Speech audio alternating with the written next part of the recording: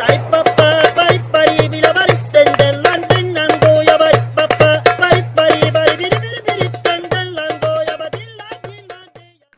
guys, welcome to my Queen Anime.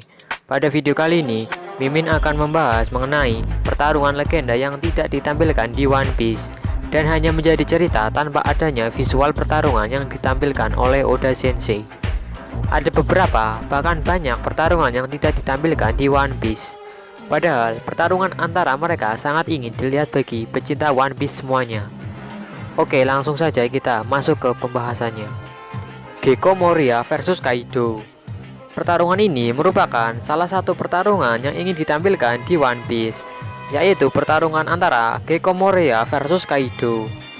Pertarungan di antara mereka berdua terjadi pada masa lalu, tepatnya di wilayah Wano. Saat flashback Oden, di Wano diketahui terdapat beberapa insiden, salah satunya pertarungan antara Gecko Moria dan Kaido. Tidak dijelaskan secara pasti bagaimana pertarungan antara mereka berdua, sehingga pertarungan itu menjadi misteri pertarungan yang ingin dilihat di One Piece. Menurut Moria, pasukan zombinya serta kru bajak lautnya dibantai habis oleh Yonko Kaido, sehingga dari hal itu membuat Moria merasa dendam pada Kaido, dan ia berniat ingin membalasnya. Pada saat insiden itu pula, Moria juga mencuri salah satu jasa samurai legenda dari Wano, yaitu Ryuma. Shanks versus Kaido. Hal yang paling mengejutkan ialah ketika kabar beredar bahwa saat dimulainya perang Marineford, Shanks bentrok dengan Yonko lainnya, yaitu Kaido. Ia dikatakan menghentikan Kaido yang ingin pergi ke perang Marineford. Tidak hanya itu, bahkan semua angkatan laut terkejut saat Shanks datang ke Marineford. Padahal baru kemarin ia terlibat bentrok dengan Yonko Kaido. Jika dilihat, Shanks dan krunya tidak mengalami luka ataupun bekas pertempuran dengan Yonko Kaido sama sekali. Pertemuan Shanks dengan Kaido nampaknya bukanlah isapan jempol belaka, karena pada chapter baru-baru ini Kaido mengatakan bahwa hanya ada sedikit orang yang dapat menghentikannya. Kemudian terlihat siluet diantaranya Rox disebek, Roger, Shirohige, Oden, dan salah satunya ialah Shanks. Padahal Yonko Kaido lebih tua dan senior dibandingkan Shanks. Biasanya Yonko tidak suka diperintah, apalagi Kaido yang terkenal sebagai makhluk terkuat dan menyukai pertempuran. Satu hal yang pasti dari Shanks ialah ia diketahui pandai dalam melakukan diplomasi. Artinya ia menghindari pertarungan yang sia-sia. Entah terjadi pertarungan atau tidak, Shanks bisa dibilang hebat karena merupakan karakter yang dapat menghentikan salah satu Yonko lainnya tanpa kekuatan Boy Iblis. Meskipun memiliki ukuran tubuh yang normal, tetapi ia tetaplah seorang Yonko.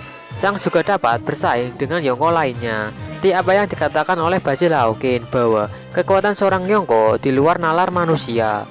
Hal ini juga dimiliki oleh Shanks. Meskipun Yonko pertama yang diperkenalkan, akan tetapi untuk kekuatan serta kru bajak lautnya masih misterius dan belum terungkap sampai sekarang. Satu hal yang pasti, Shanks bisa dibilang master haki, terutama haki rajanya. Menurut Saki, saat Luffy menjatuhkan 50.000 manusia ikan, Shanks dan Rayleigh dapat menjatuhkan 100.000 pasukan manusia ikan. Shanks vs Kurohige. Pertarungan legenda yang belum ditampilkan masih ada pada Shanks. Kali ini Shanks versus Kurohige. Pada pertarungan ini terciptalah bekas luka khas pada mata kiri Shanks. Luka itu Shanks dapat ketika melawan Kurohige. Seperti yang kita tahu, dahulu saat berada di kapal Shirohige, ia menggunakan senjata Cakar 3 sebagai senjatanya. Dari pertarungan masa lalu itu, hingga saat ini, Shanks dan Kurohige terlihat seperti musuh abadi.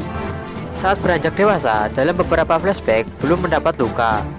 Bisa dibilang, Shanks mendapat luka di pertengahan eksekusi Roger. Saat itu, dalam scan, Shanks terlihat menutup wajahnya. Oda tidak menampilkan keseluruhan wajah dari Shanks. Kemudian setelah itu, saat Shanks ingin membentuk kelompok bajak lautnya, ia terlihat sudah mendapatkan luka dari Kurohige. Rock versus Roger dan Garp. Mendengar namanya saja, pasti kita sudah dibuat merinding. Bagaimana tidak? Pertarungan tersebut diisi oleh nama-nama legenda di One Piece, yaitu Roger, Garp, dan bajak laut Rock, serta krunya Kaido, Big Mom, Shirohige, Shiki, dan lainnya. Nama-nama itu menghiasi dan menggema di seluruh lautan Grand Line. Sang Raja Bajak Laut bekerja sama dengan Garp, sang pahlawan angkatan laut, untuk menghancurkan bajak laut yang paling mengerikan di dunia, yaitu Rock. Pertarungan itu bisa dibilang pertarungan sesama penyandang nama di Monkey D. Garp, Goldie Roger, dan Rocks di Sebek.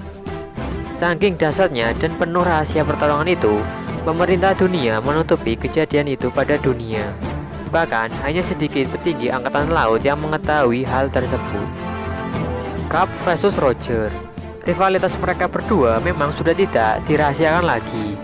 Pada masa lalu, Garp pernah beberapa kali memojokkan Roger. Karena seringnya mereka bertemu dan bertarung, Roger sudah menganggap Garp sebagai temannya. Hal sebaliknya juga dirasakan oleh Garp. Saat sebelum eksekusi, Roger meminta Garp untuk menjaga anaknya, Ace, untuk dibesarkan dan dirawat. Meskipun terlihat menolak, akan tetapi Garp menuruti permintaan dari Roger. Roger juga sangat mengakui Garp. Ia mengatakan pada angkatan laut yang coba menangkapnya bahwa jika mereka ingin menangkapnya, harusnya mereka membawa Garp atau Sengoku. Shanks versus Mihawk. Dua rival ini memang selalu ditunggu untuk ditampilkannya pertarungan di antara mereka berdua. Pada masa lalu, mereka sering melakukan duel pertarungan sampai menggema di seluruh penjuru Grand Line. Mihawk sebagai seorang pendekar pedang nomor 1 selalu menantang dan mencari orang untuk melakukan duel pertarungan berpedang. Sampai akhirnya ia bertemu dengan Shanks. Saking seringnya mereka melakukan duel pertarungan, mereka terlihat bukan seperti musuh, akan tetapi teman dan rival bertarung. Hal ini dapat terlihat ketika Mihawk mengunjungi pulau yang Shanks singgahi. Dengan santai ia menemui Shanks.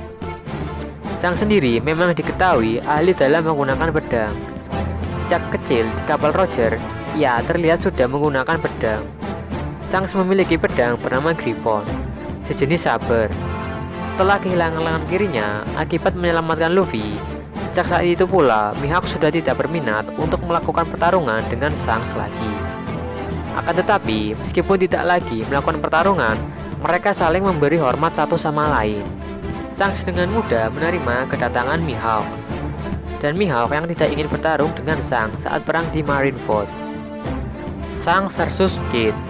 Dengan statusnya sebagai seorang Yonko, sudah pasti Shanks akan menjadi incaran para generasi terburuk, termasuk Eustace Kapten Kidd.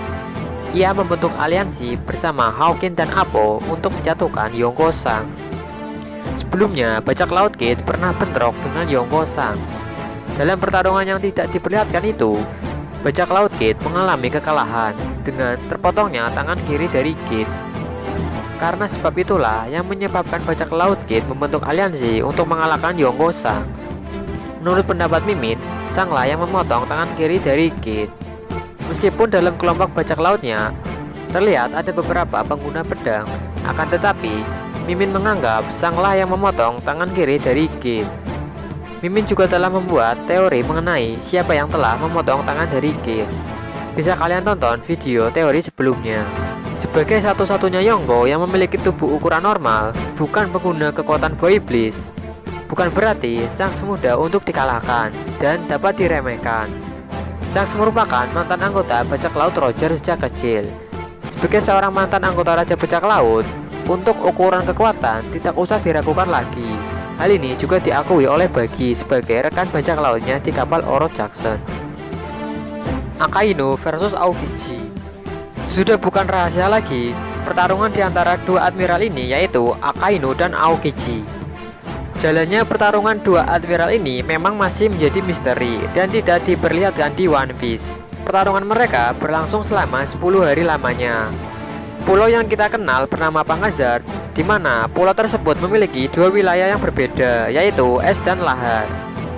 Pulau tersebut merupakan bukti dari kekuatan buah iblis mereka berdua.